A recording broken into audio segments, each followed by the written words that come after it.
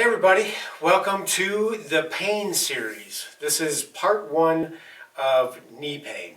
So we are the FitHealth Pros. I am Coach Sean. I'm Dr. Kevin. And welcome. Welcome. So today we're going to talk about knee pain. Now the knee is the largest joint in the body. It's the most easily injured because you can injure the bones, the cartilage, the ligaments, and or the tendons. Hopefully not all at once, but there are some very severe injuries where that does happen. Today we're going to be covering the three most common injuries to the knee. We're going to cover strains, sprains, and meniscus tears. We're going to talk about some of the causes, some of the symptoms, and how to avoid the injuries as a whole. Right. We don't want any of you to have these injuries, but life happens, sports happen, accidents happen. And we want you to kind of be able to see what's going on for each of these injuries. Great. All right, so let's start out. Number one, we're going to talk about some of the knee structure, so the ligament structure. Then I'll go into a little bit of strain, so that injury. So to start with, many injuries involve the ligaments around the knee. So there's two different pairs that work in tandem. So you have the pair of ligaments that are in the front and the back. The first one's called the anterior cruciate ligament, the ACL, and then you have the posterior cruciate ligament, and again stabilizes from front to back. Right. Then on the sides, you have the medial collateral ligament, so the MCL, and then the lateral collateral ligament, the LCL. So that then stabilizes from side to side. So let's go ahead and talk about strains. Now, a strain is going to be something that's less severe than a sprain. So usually this happens with a hyperflexion or hyperextension of the knee. It puts the whole knee complex in peril. So that's the highlight, football highlight that we usually don't want to see. Hopefully, and we're all hoping that it is just a strain. Right. It's not going to that next level. Not going to go and tear anything. So a strain, that will stretch the tendon. It can possibly stretch the muscles around that as well. So we'll put a picture of the knee complex and we'll show where those ligaments are and then also the muscles around that. So again, the strain is going to involve more of the muscles and a stretching of the tendons, and that will cause pain and inflammation. So usually you're going to have some sort of direct impact that can cause that. Or sudden stops can cause that, causing an instability which has that hyperflexion or hyperextension. What do we want to do then if you feel that you have strained the knee ligaments? If you can still walk on it and it is mobile, we want to get ice on it as soon as possible. So you do want to do the RICE protocol. So that's the rest, ice, compression, and elevation. And then we want to provide less weight to the knee, so bearing down on the knee is contraindicated there. Now, how long is it going to take to recover? Well, the good news is the strain, again, not as bad as the sprain. So if it's a simple strain, usually 1 to 2 weeks. Yeah. Get you back on the road, back on the sports field, back in your office. I guess you could get in your office with the strain, but... Right. So as long as you're doing those things and then you're kind of monitoring how much inflammation and pain you have, you should be good to go. Very cool. So from strains, we're going to go into that next level of injury, which is a sprain. It's a more extensive injury to the knee ligaments. So again, we're talking about the ACL, PCL, MCL, and LCL.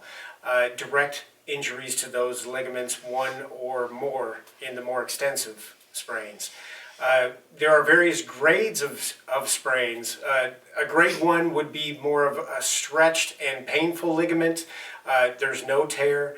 Now what some people are confused about when it comes to sprains, they don't think that's tearing of the ligaments. But as you go into higher grades, we're actually talking about tearing happening here. A grade 2 sprain, for example, is a partial tear of those ligaments. There will be some mild instability there. Oftentimes, a grade 2 sprain can heal on its own over time. or you won't necessarily need surgery. Now, when you're talking about a grade 3 sprain, we're talking about ligaments are completely torn. That knee is unstable, either side to side or front to back. You're going to need to have surgery more than likely for a grade 3 sprain to remedy those tears going on within that complex. So some causes for these sprains: sudden changes of direction, a twisting or a bending force, a direct blow, such as in sports or falls or accidents. Car accidents, you'll see this oftentimes when it crushes in on the knee. It'll just go ahead and have a shearing force and tear those ligaments or a ligament. Some of the symptoms, you can have the pain, swelling, heat coming from the knee itself, redness, problems bearing weight. You can even get a clicking or a popping going on within that knee too. And if you do hear a clicking or a popping in your knee and feel that instability going on, get it checked out by a specialist. Some of the things that you could do, again, the RICE protocol with rest, ice, compression, elevation, physical therapy, and the higher grade of sprain as it goes, the more you're going to want to immobilize that. Now, with say a grade 1, possibly a grade 2, you may want to wear a knee sleeve or ace bandage around it to lessen the amount of movement going on within that knee. As you get into a grade 3, you may want to go into a full destabilizer, or what are those called? Oh man, put me on the spot. This never happens, right? Basically, it's a hip to ankle stabilization unit. Right. That you wrap around and Velcro in place, and it keeps you from moving that knee at all. So when you have that grade 3, you don't want any movement going on in that, because it's just that side to side or front to back instability. It's going to be really painful. So you want to immobilize it completely. When we're talking about surgery, we're talking about two different types. We can have the arthroscopic surgery. Preferably, you would go in for that, where they put a scope in, and so they have a camera and they have the ability to get in there and fix things just through a series of holes, kind of put into the skin around the joint itself. Now, with arthroscopic, you could have 1 to 3 month recovery on that, which of course would be preferable for all of us. If it does get more extensive and they have to open it up and go in there for say, a complete fix, we're talking about up to a year to fix that. If they have multiple ligaments they have to go into, and they have to do more attachments from tendons to bones and things like that, that's much more extensive, and it could take up to a year to fix that.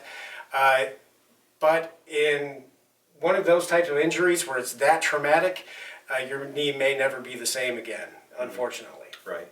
And I just wanted to throw in, since most people are going to have a grade 1 or a grade 2, the thing that you want to be conscious of is once there's tears, even if they're microscopic, you have to know that there's going to be scar tissue. So think about how your own body is healing itself. And in a world before physical therapy, sure, the body's going to stabilize that knee with scar tissue, but you don't get your full range of motion there. So from a natural standpoint, we still want to add some physical therapy. So once the pain is gone enough to where you can start to move it, you do want to have that mobility. You do want to really push that range of motion so the scar tissue is not holding that back. Because if you have limited, say, up to 20 to 30% reduction in one side of range of motion, that can severely throw you off balance-wise. Yeah. And there are some pretty good treatments. There are the microcurrent and then the pressure wave, radio wave therapies that can go in there and start to break down that scar tissue. So that's good as well. So keep that in mind. Yes. How long total on a phase 1 or a phase 2? Like compared to the strain, we were talking 1 to 2 weeks. Even, I've muscle strains, I'll say 6 to 8 weeks sometimes. What on the one? Pretty close to that as well. On a grade 1, you're talking anywhere from a week to 4 weeks, depending on how fast your body heals. Right. With that grade 2, that could take a month or two to really get going, and maybe longer again. Yeah, because the knee is such a weight-bearing joint. You're never fully going away from it. If you are up and at 'em and moving around, it's going to take a while to heal. It does. Sometimes, I've seen in my practice 6 months, and we're talking fully healed where you can, go back to doing squats, go back to sprints and running and things like that. Sharp but cuts. even if it's a grade 2, 18 months sometimes, right? Sure. Sure. It depends on, how much is a partial? We're talking a partial tear of the ligament. So how much of that is a partial? Is it just a little bit of a tear, or is it half of the ligament? Right. So it really depends person to person how long it's going to take to heal. Right. And we'll go into some of the diagnostic techniques on the next video too. So that's Come back for part 2. Come back for part 2. Yes. So that was good information. Yeah, it's a lot. All right. So number 3, we're going to talk about the meniscus and tears to the meniscus. So where's the meniscus? So you have your femur, which is the thigh bone, and at the very end, down by the knee, you're going to have the inside and outside. So the inside, I don't know if you guys can see this or not, but I'll put a picture up. The inside's the medial, the outside's the lateral. So it kind of looks like 2 knuckles sitting on the knee, and in between those 2 knuckles you have the meniscus. So it is an articular cartilage, so it gives cushion, it provides structural integrity, and how does it, why is that there? Well, you don't want bone on bone. You have to have something in there. Some kind of cushioning going on there. And since the knee's not a ball and socket like the hip is, the way it's shaped and the integrity of that cartilage is important, because that's the thing that I'll see in my practice in the elderly population, where it seems the inside cartilage starts to wear away. Yeah. And you'll have osteoarthritis, and then it buckles in, and then you have to have other treatments there. So that really, if they're both balanced, you're going to have the best structural integrity. The ligaments that we talked about earlier aren't taking undue stress and pressure, so it glides real nice. It disperses that weight, it reduces friction. So what can happen there? So you have acute tears or chronic tears, which we've gone to the difference between acute and chronic before. Sure.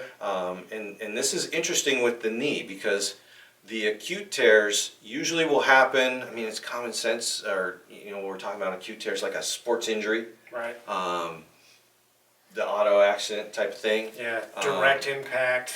Right. Or shearing force, something like that. Right. But also, chronic wear and tear can lead to an acute tear. Sure. Does that make sense? Weakens the joint. Yeah, so that weakens it. So we're saying something that's chronic can now be acute because of that previous type of injury and how it starts to wear down. So it rarely will heal on its own. So surgery, if you tear a meniscus, are there grades? Not necessarily grades on this. Yeah. They'll go in and they'll kind of check it out and see just how worn down or just how damaged it is. Right. Oftentimes they'll use that arthroscopic surgery for a cleanup, Right. just in case there are some floating cartilage going on in there, or frayed edges that just need to be rounded out. Yeah, so it's a firmer structure. It's not like a strap like the ligaments and the tendons are. Yep. So you don't have the little bit of tear and the full tear. It's a traumatizing thing where it just rips it, and that can cause issue after issue. Sure. So the chronic tears, if someone's had a previous tear, but it's if they had surgery and it's persisting, truthfully, it's someone that's going to be wearing a knee brace for the rest of their life. maybe even a stabilizing knee brace, depending on if they had other tears too. Because you have to think, what was that injury that caused that meniscus tear? Did it cause any other things to the ligaments as well? Sure. So you can have multiple facets here in an injury to the knee. But what do you do? We want to do PT. We want mobilization. We want correct tracking. A lot of people will do. It's very common to do a steroid or anti-inflammatory injection periodically. Just to take that inflammation down. Yeah. Take that discomfort down. We strongly discourage a steroid shot more than 2 times a year, and the orthos and the medical providers I've noticed have done much better. It used to kind of be, oh, it hurts and we'll give go you ahead a shot. and do this, yeah. But I would say, They're more cognizant of it now. Yeah, for years, so that's good. But that's all the meniscus information, and what's next? Next up, we're going to talk about avoiding all of these injuries. And the injuries coming in part 2. We're going to go through a bunch more in part 2 as well. So overall, injury avoidance. First and foremost, avoid overuse. Avoid excess pounding. So I see this a lot as the trainer part of who I am and what I do. People love to stick with programs that have worked for them in the past. Now, programs that worked for you in your 20s may not be where you want to be in your 40s, your 50s, your 60s, and above. So the high intensity interval training that made you completely ripped and strong in your 20s, well, that could end up getting you hurt in your 40s and above. So you really want to be careful with that excessive pounding. You want to have proper progressive training, especially if you're just starting out in exercise, or if you are coming back to exercise after years off. Say, your job life or family life got in the way, and it's like, oh, I don't like the way I look, I don't like the way I feel anymore, and you're not, again, going to jump right back into where you were when you left off. That progressive training is, especially when it comes to knee pain, is very important for the quads, the hamstrings, the calves, and the hip flexors. You'll also notice if you do have an injury to the knee and you go to physical therapy for it, they're going to work on these 4 specific muscle sets as well, just to build the strength around the knee with those muscles. You want to keep a healthy weight. You want to keep that compression off that knee with excess weight. If you are, tipping the scales of 300 plus, say 280 plus, you're putting a lot of pressure on those knees. And if you have a quick movement side to side, you're putting a lot of force per square inch, pounds per square inch, into those knees. So you want to be careful with that. Again, we were talking about acute injuries earlier and that full rehabilitation of those injuries. If you do get hurt, please get help. Please make sure that you heal those fully, because a little injury can compound over time and become a severe injury later on. And also muscular imbalances and things like that, compensation that happens when you don't fully heal an injury, can really go up the kinetic chain or down the kinetic chain and end up hurting other areas of your body as well. Maintain your fitness level. Again, that goes into, working an office job, you're sitting at a desk all day, and then you're going to have a quick movement.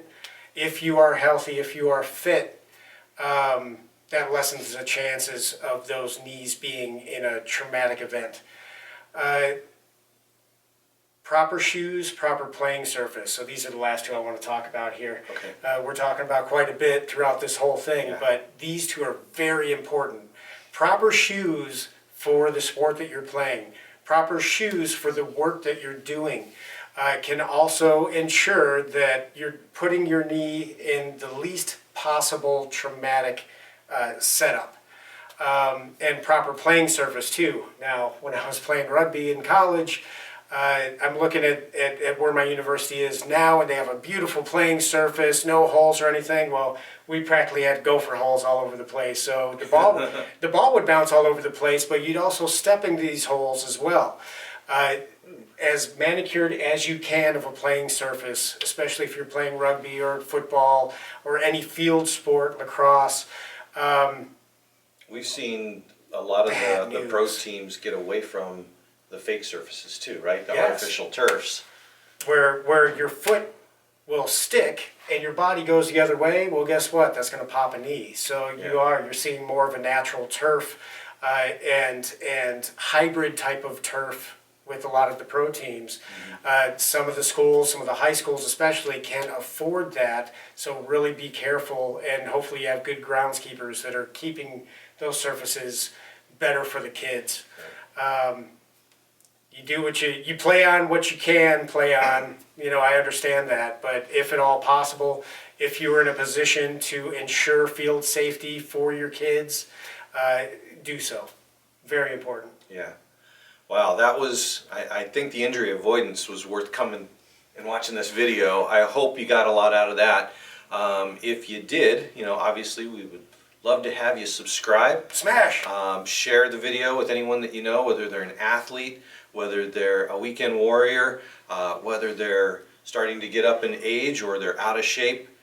Now's the time to have this knowledge to prevent those things, because once you have these injuries, the knee, I would say, in my elderly population, anyone who's gotten a knee surgery, there's always a higher percentage of failure rate versus, say, a hip injury or even a shoulder injury. It's a very intricate joint. Yeah, and when those surgeries work, it takes a lot on the patient, on your part. It really is not, do the surgery and go home.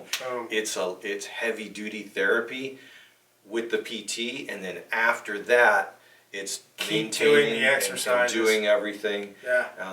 So it's important. So I hope you guys got a lot out of this. So what did we talk about? We said knee's the largest joint in the body. We talked about that it's the easiest injured. We covered the three most common injuries: the strains, the sprains, the meniscus tears. And so then going into part 2, we're going to talk about more injuries. So things like fractures, overuse injuries. Osgood Slaughter is a specific knee disease. Bursitis, arthritis, degenerative joint diseases. There's so much going on with the knee in so many different ways you can be in pain. Right. So keep watching. We'll run the next one. We're going to talk about diagnostic techniques as well. So what happens when you go to the orthopedist or the chiropractor or the physical therapist, your primary care, and you say, my knee hurts? What are the main diagnostic techniques that they're going to use to determine, is it one of these injuries that we talked about? Sure. So keep an eye out for number 2 on the knee pain in our pain series. And so I think that's it. Anything else you want to say? Don't get hurt. Don't care. Don't get hurt. Yes. If you do get hurt, hopefully you found some information here, or if one of your loved ones gets hurt and you just needed some quick info, that's what we're here for. Yep. Subscribe, like, Yes. really like us. Yes. Thank you so much for joining us. I am Dr. Fox. I am Coach Sean. We're the FitHealth Pros, and so we'll see you next time. Welcome back.